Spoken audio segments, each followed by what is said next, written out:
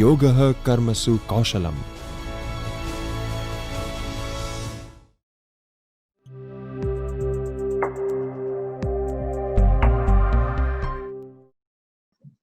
Hello everyone, a very good evening to everybody. In continuation with our stress and stress management lecture, I have brought a very interesting and a very detailed case study, which I thought you would like to understand because we talked so much about stress and its management yesterday. So without putting a practical example in front of you, my presentation would be incomplete. So let's go ahead and look at the slides and see about the case study.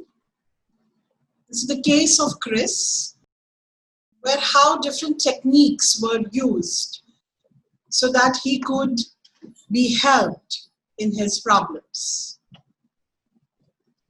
Chris came to the counseling because he was experiencing increasing feelings of stress. He was overwhelmed and weighed down by the commitments in his life.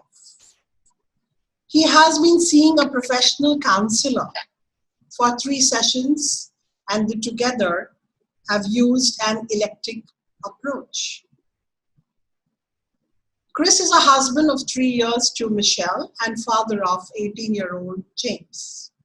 He's 45 years of age and a nurse at a local hospital. He's also been studying part-time for his master's in nursing for 3 years.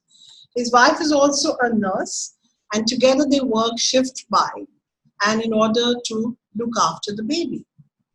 For financial reasons, he's not been able to complete his studies full-time. Which are the issues which are faced by Chris? Chris has recently found the demands of being a husband, a father, and a student to be very taxing, physically and emotionally. He's found himself to be, he's become snappy, irritable, exhausted, unmotivated at home and in the workplace. He has noticed that his relationship with his wife, Michelle, has become very strenuous. He is imagining that he is not being loved and he's being taken for granted by his wife. He started questioning whether he wants to finish his studies and whether he wants to stay in this marriage also. So many doubts that you can see. Chris presented to his doctor's surgery complaints of an itching in his arms, in his torso, and throbbing headaches at night and in the morning. Chris stated that the medical tests were absolutely fine and there were no physical complaints. His doctor suggested that working through some of the demands and pressures Chris had in his life might relieve his symptoms, as they may be directly related to stress and tension. In the first 3 sessions, the counselor worked through identifying the presented issues and asked Chris what he felt was most important and which required more attention. Chris identified that his negative thought patterns and pessimistic way of looking at life, and especially each day in the morning, were matters of concern. The counselor worked to immediately changing. In psychology, we have a very important technique, that is the REBT, the Rational Emotive Behavior Therapy Model. And that is very, very helpful when a person is experiencing stress, the ABC model. So using this framework, Chris will now be helped. Before using the ABC model, Chris' behavior and thoughts look like this. Alarm rings every morning at 7 a.m. Chris says to himself, "Oh no, I hate my job and this is going to be another horrible day." The behavioral consequence here is that Chris is often late for work because he procrastinates about going, and then he is reprimanded by his supervisor. The emotional consequence of this is that Chris has a sense of despair about his ability as a nurse. Very often you must have noticed that even we feel like this. Oh no, I don't want to go. I don't want to go today. I don't think I want to do this job, but I have to go. After applying the ABC model to change his irrational beliefs, alarm rings every morning at 7 a.m. Chris says to himself, I can do this. Every day is a new day. I will work well today. The behavioral consequence has meant that Chris has not been late for work and therefore not in trouble with his supervisor. And he has been praised for his promptness in front of the other staff, which reinforces his behavior on time. I would like to mention here that when we are dealing with patients, the positive note, the appreciation, if you want to improve the client's behavior, becomes very important. Many times you have to do group counseling. You have to include the boss, you have to include the colleagues, you have to include the family members, the wife particularly, even sometimes the children if necessary, so that everybody together understands that this behavior which will change, this change can be brought in not just by the counselor or just by the psychologist or by the therapist, but it will be a joint effort. So this is how Chris is helped at work. The emotional consequences for Chris have included a greater sense of satisfaction with his work, a feeling of being appreciated at work, and more importantly, the knowledge and evidence that he is in control of his thoughts. Don't you realize that we all need appreciation? We all do, because we are humans. And when you are appreciated, it motivates you further to do your task better and better. As teachers, we are supposed to motivate the students and appreciate them even if they say something wrong, so that they can improve themselves. And we must introduce positive thoughts. So let's go ahead and understand the case better. After Chris has noticed some considerable improvements in his thought process and felt more in charge of his meditating thoughts about the work, he and the counselor moved into discussing the feelings he was having about his studies and his marriage. Chris had noticed his more positive attitude at work had certainly influenced his mood at home. But something was still not so right. I'm so glad that he noticed that something is still not okay. Something else also needs to be improved. He also noted that his rash and headaches in the morning had somewhat subsided, although he was still suffering throbbing pain in his temples at night after work. Examination of the other unnoticed stressors. The counselor. Are you familiar with the word stress? I just don't mean the bad form of stress, where you want to rip your hair out, but other forms too. The client says, I'm confused. Counselor says, what I mean is, anything in your life that causes a change causes stress. So when you find your dream wife and get married, is it stressful? When you break your leg, is it stressful? There are different types of stress, but mostly it is a word that means any change in your life. Counselor. What if we have a look at exactly what is going on in your life right now and see if it makes more sense? Chris says, okay. Validation for feeling overwhelmed. Chris disclosed that his mother had recently, I must tell you here at this juncture that we need to go back to the family history. We need to find out about the mother, about the father, about the sibling behavior. We need to go back and understand all this. That gives us a very good idea about the clinical diagnosis. and know about the personality of the patient and how exactly to understand the patient's personality. And that helps us in conducting the counseling sessions. It helps us in understanding the individual better and how to go ahead and do the psychotherapy process. Chris disclosed that his mother had recently been diagnosed with cancer, and he had not really thought of this as playing an active role in the physical symptoms that he was having. There were changes in his responsibilities at work. He was having chronic allergies. There was change in the number of family get-togethers.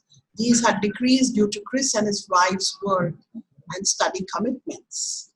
This helped Chris realize that there was a great deal going on in his life and that someone else in the same position may feel just as overwhelmed. A breakthrough, an insight. I must tell you at this juncture that insight on the part of the client is a very, very important element. It's progress in the counseling session or in the psychotherapy session. Together, they examine more closely that Chris was feeling, and he was surprised himself by breaking down and crying in one of these sessions. I must also intrude here and mention to you that it's okay to cry. Doesn't matter if you're a man, doesn't matter if you're a woman. It's okay to cry. Because when you break down and cry, you're venting out your feelings, your inner emotions. So it's okay to cry. Chris talked about his own upbringing and was not feeling that he had ever been good enough for his father, who had since passed away. He discussed that his father had been a doctor and had wanted Chris to follow the same. Chris' grades had prevented him from achieving this, so he had chosen nursing, which is very close to being a doctor. Chris was surprised at his realization as he and his counselor explored this issue. And he then started to examine whether nursing was really the profession that he had selected. Is this what he wanted to do? Now there is a visual exercise. The counselor used a visual technique to examine this and coupled it with a Gestalt technique of using an empty chair because Chris's father had died in order to give Chris a chance to express his thoughts and feelings. The counselor asked Chris to close his eyes and using a brief relaxation technique, the counselor asked Chris to imagine the first day he had started work as a nurse after graduating. The counselor specifically asked Chris to watch the scenario as it unfolded. From an outsider's point of view, noting his own feelings and behaviors from a distance. This is a very important technique where you gradually relax the patient and take the patient through that whole journey where he started from. So you go back and there's lots of the insight that you get because it's a visual exercise, as the title says. It helps you to understand a lot of things which pose a lot of questions to you. So it helps you as an individual to understand that what really went wrong instead of somebody else telling you that this is wrong. Example of the visual technique. The mother was waiting, the client says the mother was waiting for her child who was in emergency. I think there was an accident or something. It was so hard to sit there and just watch. The counselor. Run the scene before you until you get to the end of that situation. Watch yourself handle it. Client. I know I look helpless, but in the end she came and thanked me for just being there. Her daughter was all right. The counselor says, that's a smile. Client. Well, It was such a good feeling on that day because in the middle of the chaos, I sat with her and just talked about anything to take her mind off, and she thanked me in the end. I really felt like I did nothing. The counselor says, okay, watch now. The client says, I think it felt good. When I see myself now, I know I handle it okay. For the first day and all, and I guess I felt I could make it. So what's the outcome of this visual exercise? Why do we take the client back to that whole journey of the entire episode or the event? Why do we do it? Chris noted that in that moment of starting work after his studies, he felt okay as a nurse. This helped him to clarify that while he was not a doctor, which his father wanted him to be, his work was appreciated and valued as a nurse. He noticed over the next few sessions, since this realization, that his feelings at work continued to improve and that he felt happier and more valued as a staff member. And his patients also benefited from this. Obviously, he must be smiling more, he must be more jovial, and he must be laughing more, etc. So the patients also were happy with him as a nurse, addressing the core issue. Through more discussion, Chris came to realize that the unresolved childhood event of not feeling as though he had lived up to his father's expectations was still having an impact on his feelings of emptiness and unfulfillment. I must tell you that many times it happens with us also. But sometimes what your parents want, what your father wants, what your mother wants is very different from what you want. So sometimes these kind of psychological and emotional problems can come up with you also. Counselor explained the concept of empty chair technique to Chris, and he agreed to give a try. The counselor encouraged Chris to use a kind of role play. In this case, he was encouraged to tell his father how he felt about the expectations he felt as a child.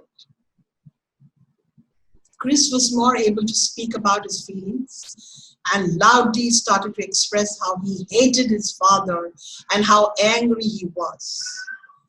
At this juncture, I would like to tell you that the counselor is helping the patient, that is Chris, to bring out his went out feelings which are deep down.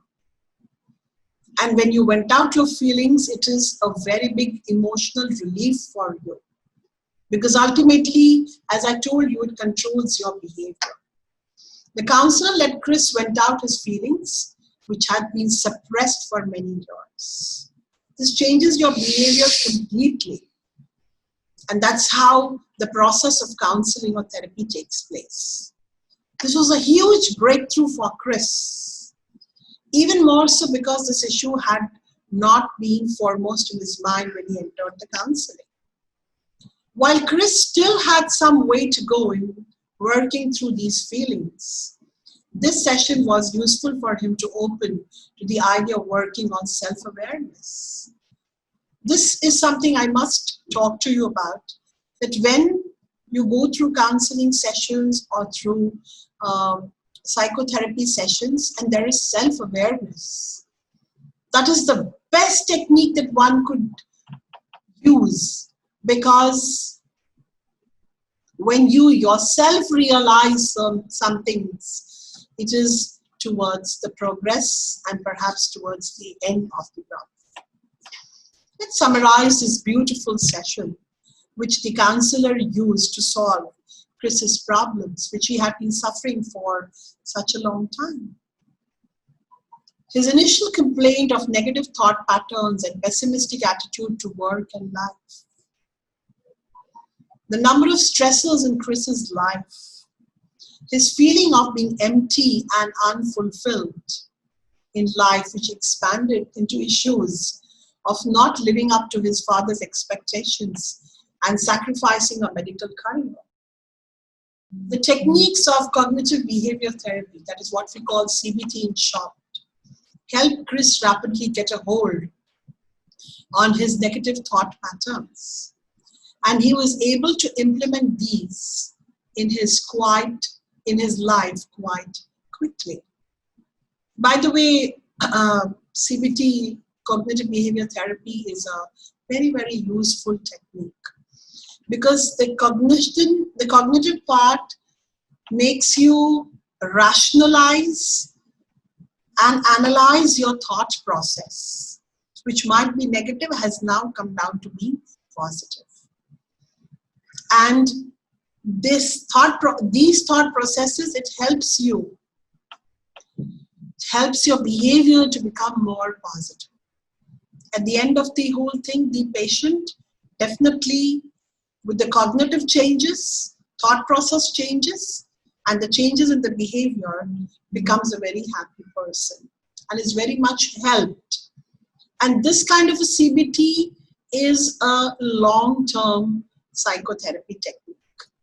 It really is very, very helpful.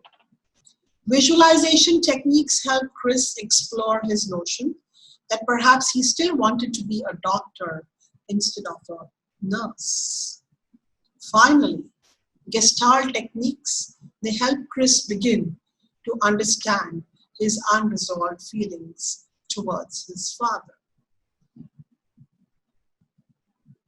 Ending on a positive note, after the session involving the empty chair technique, Chris opted to change his weekly sessions from one session in 2 weeks and then visited monthly for 2 more sessions.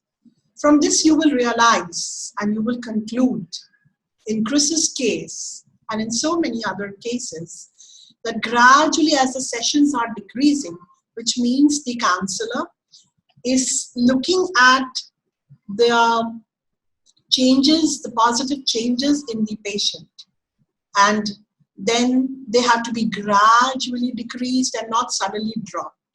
Because when you suddenly drop, then the patient feels very helpless. So you have to gradually decrease them. Chris stated that at this time in his life, he'd settled back and now he's feeling pretty normal. There's more meaning to his life. He's able to cope well at work. He had mapped out a timetable to finish his nursing studies, and his marriage also is now happy. He discussed that Michelle constantly pointed out the positive changes in him, and this made him feel even more in control of his feelings, thoughts, and behaviors. At this point, I would definitely like to mention, as I told you earlier, that alone individual counseling or individual therapy is not going to help you, because just the counselor and the patient, the client as we call him, everybody in the family, the wife, the parents, the children, people at the workplace, specifically the boss, the colleagues, everybody many a times need to get together in order to help the patient. So like you can see here, the wife was always being very positive. Instead of saying that you did not do this, he says, I appreciate what you have done. So this is how the positivity in the change in the wife's behavior, which made the marriage happy, it helped him to change and control his feelings, his thoughts, and his behavior. Chris described that he was particularly positive about his future, about spending more time with his son and wife, and felt more in control than he had ever been before. So with this, we end this beautiful session here. I love the case study, and it's a very detailed one which explains that how stress can work for all of us. This is just Chris, but this can also be possible for us. Like I told you in my stress and stress management presentation, that we all face stress, we will face stress till the last breath of our life. What is most important is that how do we handle it? Like in Chris's case, when I concluded my session yesterday, you will remember that I said that when nothing works for you, you must take professional help. You must take help from a clinical psychologist. So it's not only the clinical psychologist, sometimes some problems are such where just counseling is enough. So taking the help of a counselor or taking the help of a clinical psychologist, taking the help of a psychotherapist, taking the help of any mental health professional, maybe a psychiatrist, is absolutely fine. Let there not be any stigma. Let there not be any feeling that, oh, I'm mad, I'm crazy, I'm insane. No. You and I, we're all humans and we all have problems. There are so many stresses in our life. So we can resolve these problems. When you really feel that there is no other way out, you can take professional help and see how life changes. Things you can't change, things you can't alter, those can be changed and you can be a different person and a happier person in your life. Thank you so much. Thank you very much, madam. आपने आज really हमारे participant को stress free कर दिया है कि एक corona महामारी में कैसे हम स्ट्रेस फ्री रह सकते हैं, हमारे स्ट्रेस से कैसे तनाव, हमारा स्ट्रेस कैसे दूर कर सकते हैं। आपने सही में बहुत अच्छा आपका सेशन रहा और सब पार्टिसिपेंट मेरे ख्याल से बहुत खुश होंगे कि आपने जो सेशन लिया है बहुत ही बढ़िया और इजी वे से आपने जो समझा है कि स्ट्रेस फ्री कैसे रह सकते हैं, हमें तनाव मुक्त कैसे रहे, अपने स्टूडेंट को कैसे तनाव मुक्त रख सकते हैं, इसके बारे में आपने जो बताया। Thank you very much madam. I am thankful to on behalf of HRDC and all the participants. Thank you, madam.